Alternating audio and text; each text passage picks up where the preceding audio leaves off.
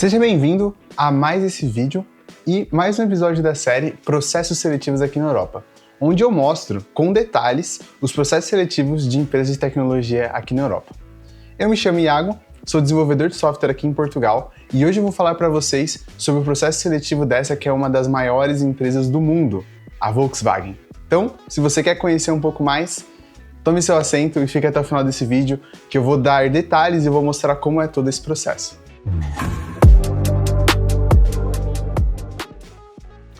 E a primeira coisa que a gente precisa começar a entender quando vamos fazer um processo seletivo para uma empresa como essa, empresas muito grandes como Volkswagen, Amazon, Google, entre outras gigantes dos setores e que têm atuações em várias áreas diferentes, elas têm uma característica em comum.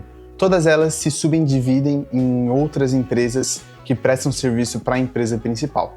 Então você tem a Google, por exemplo, que virou uma holding chamada The Alphabet em uns anos atrás, e as outras empresas que estavam dentro da Google são empresas independentes, mas todas elas trabalham na holding The Alphabet. E não é diferente com a Volkswagen. A Volkswagen, por atuar tanto no setor automotivo de carros convencionais, setor automotivo de caminhões e por ter outras montadoras debaixo do seu guarda-chuva, ela subdivide algumas áreas em outras empresas. Por exemplo, a área de soluções digitais da Volkswagen se chama Volkswagen Digital Solutions, pelo menos aqui em Portugal, é a divisão da Volkswagen que cuida somente de soluções digitais. E você tem a Volkswagen Group Services, que é um grupo da Volkswagen focado na prestação de serviços gerais para a holding Volkswagen. Então eles atuam nas fábricas e etc. Esse processo seletivo em específico é para a Volkswagen Group Services, focado especificamente no Innovation and Engineering Hub, que fica localizado aqui em Lisboa. Então dentro da Volkswagen, você tem uma empresa chamada Volkswagen Group Services, que trabalha com serviços, e dentro dessa empresa você tem uma subdivisão que trabalha com serviços de tecnologia, fornecendo tecnologia para a própria Volkswagen. Então, quando eu estiver falando de Volkswagen nesse vídeo, eu estou falando especificamente dessa unidade de negócio da Volkswagen localizada aqui em Lisboa, chamada Innovation and Engineering Hub, que está dentro da empresa Volkswagen Group Services, dentro do guarda-chuva da empresa Volkswagen. E vamos parar de enrolação e vamos falar logo do processo seletivo, que é o que vocês querem saber. O processo seletivo é dividido em 4 etapas. Primeiro, uma validação com o RH, para eles te conhecerem que não é o RH, é o Departamento de Recrutamento e Seleção. Depois você vai ter 3 etapas de validação, sendo 2 delas técnicas e uma delas comportamental com gestores e pessoas relacionadas à área. Primeira parte, a abordagem. Como que é feita a abordagem por parte da Volkswagen Group Services quando eles vão contratar engenheiros? Eles têm um time de recrutamento e seleção e eles fazem hunting no LinkedIn. Então o meu perfil foi um perfil que passou pelos filtros dos hunters e eu fui encontrado. Da mesma forma como a Volkswagen Digital Solutions faz isso. Tanto que na mesma época eu recebi tanto contato para participar do processo seletivo dos hunters da Group Services, tanto contato dos hunters da Digital Solutions para poder participar também do processo seletivo deles. Feita essa primeira etapa, eles vão entender se o seu perfil está alinhado com a vaga ou não, e aí sim eles te encaminham para o processo seletivo. A primeira etapa do processo seletivo é uma entrevista front-end. Como é uma vaga de full stack, então a primeira etapa foi uma validação do front-end, as minhas capacidades ali de entender o front-end, etc. E eu vou mostrar para vocês aqui cada uma das etapas da parte técnica em detalhes. A segunda validação foi uma validação do back-end, onde eles queriam entender conceitos como system design, o que eu sei sobre código, algumas perguntas relacionadas a conceitos de orientação a objetos e SQL. E a última etapa foi uma entrevista com o gerente-chefe da área e outros gerentes e coordenadores também relacionados à área que perguntam coisas relacionadas a comportamento, como você se porta em dadas situações, etc. A primeira etapa durou mais ou menos 30 minutos, a segunda etapa, que foi a validação de front-end, durou 30 minutos. A terceira etapa, que foi a validação back-end, durou 1h40 aproximadamente, é uma etapa bem longa. E a última etapa, que foi a validação com todos os gerentes, durou aproximadamente também 1 hora. Dito isso, agora vamos aqui para a tela do computador para eu mostrar para vocês o que foi produzido em cada uma dessas etapas de teste técnico. Eu vou falar sobre o teste front-end e também um pouco sobre o teste back-end. Então aqui é o artefato, o projeto React que foi produzido na validação front-end. Explicando algumas coisas aqui, o projeto é full stack para React no front-end e Spring Boot com Kotlin no back-end, mas o processo seletivo foi feito em Java. E a entrevista foi conduzida por 2 funcionários, 2 pessoas que trabalham lá possivelmente com front-end, conduziram a entrevista. E aqui o objetivo da entrevista era simplesmente entender os seus conhecimentos básicos de HTML, CSS, JavaScript e React, alinhados com como você desenvolveria uma aplicação simples de busca de informações em um back-end. Então a primeira coisa que eles fizeram foi me dar o caso de uso. O caso de uso é muito simples. Você tem uma API que retorna alguns blogs e como você faria para poder retornar esses blogs no front-end. Então, a primeira coisa que eu fiz foi iniciar o meu projeto React e eu fiz isso usando o Vite, que facilita muito a construção de projetos React no front-end. Também substitui o Webpack como bundler e entre outras coisas. E aí eu comecei a trabalhar a minha ferramenta. Então a primeira coisa que eu fiz foi criar uma service para poder buscar as informações do back-end. Então eu criei uma blog post service.ts, eu estou usando o fetch justamente para ir lá e buscar essa informação. Eu não optei por instalar o Axios aqui, mesmo o Axios sendo muito melhor, mas eu não queria fazer algum tipo de over-engineering, como é um caso de uso bem simples, eu só queria mesmo resolver o problema de buscar a informação. Então, foi isso que eu fiz, busquei aqui. Logo após, eu criei um componente chamado postblog. Esse componente postblog, ele tem simplesmente o ID, o título e o body do blog. E eu criei aqui um simples article só para poder dar uma mínima estilizada. Nesse processo, eles não queriam nenhum tipo de estilização, eu só criei isso aqui mesmo para eu poder separar um pouco os cards na hora da exibição, e foi isso. Dentro do meu componente principal, do meu app.tsx, onde eu trouxe essa renderização, então, caso o meu posts.length, então aqui eu busquei todos os meus posts, né? Caso o meu posts.length fosse maior que 0, eu ia renderizar uma lista. E aí, eles pediram um caso de uso. Depois que eu fiz tudo isso aqui, eles pediram um caso de uso no seguinte cenário. E se eu quisesse adicionar um filtro? Então, eu usei a propriedade filter, que filtra por aquele ID, caso ele não seja undefined, ele vai filtrar por aquele ID que foi buscado, tá? E aqui eu tenho um formulário para isso. Deixa eu mostrar para vocês rodando.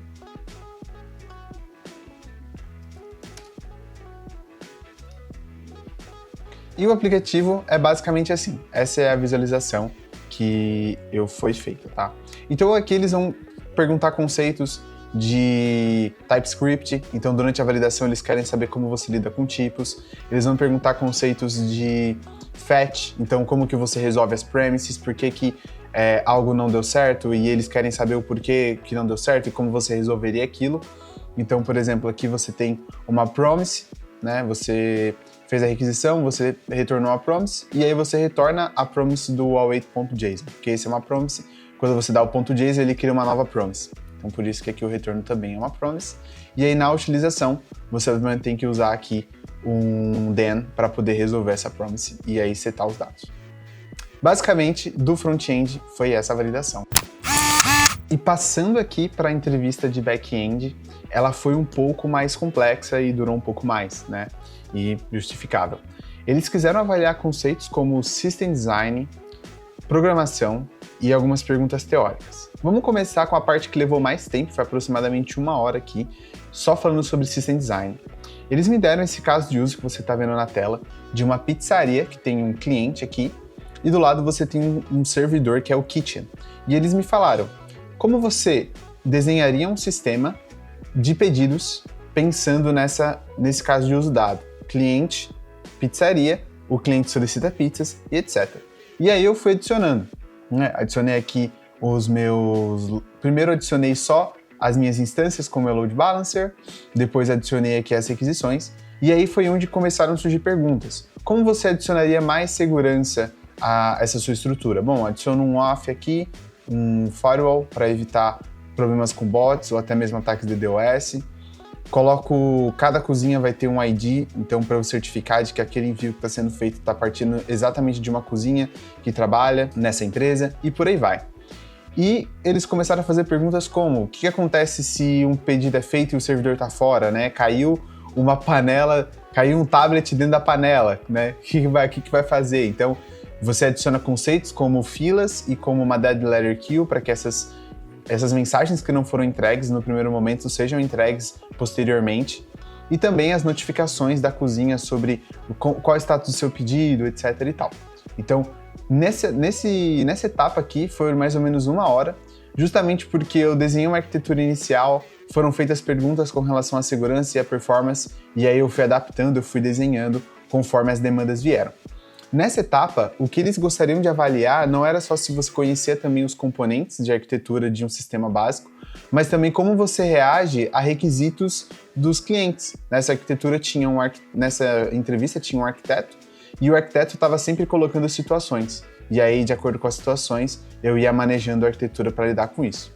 E eles se deram por satisfeitos, foi aceito esse diagrama de arquitetura, e foi isso. Após essa etapa, passamos para a entrevista de código. E a entrevista de código foi feita em 2 exercícios. O primeiro deles é identificar se uma palavra é um palíndromo, então você fazer um sisteminha que identifique se a palavra é um palíndromo. O que é um palíndromo? É uma palavra que ela é a mesma, lida tanto de trás para frente, tanto de frente para trás. Ama, Renner, Natan, são exemplos. Tem exemplos bem mais complexos que usam acentos, etc., que também são palíndromos. Então, aqui, esse foi o primeiro exercício. Eu levei aqui nele mais ou menos uns 15, 20 minutos, mas consegui entregar sem nenhum problema. Fiz usando Java. E o segundo problema, que era um problema já bem mais complexo, que é um problema para identificar se uma string está balanceada ou não. Então, vou te dar um exemplo. Você tem uma string que ela pode ter 3 caracteres: parênteses, chaves ou colchetes. E aí você tem que entender que sempre que um parênteses é aberto, ele tem que ser fechado em algum momento. E toda vez que um colchetes é aberto, ele também tem que ser fechado em algum momento. E etc. Então, isso aqui, por exemplo, é uma string não balanceada. Porém, isso aqui já se torna uma string balanceada. Perdão. Esse aqui já se torna uma string balanceada, né? Então tudo que foi aberto está sendo fechado e por aí vai. Então o desafio era construir um sistema que identificasse de acordo com os inputs se as strings estavam balanceadas ou não.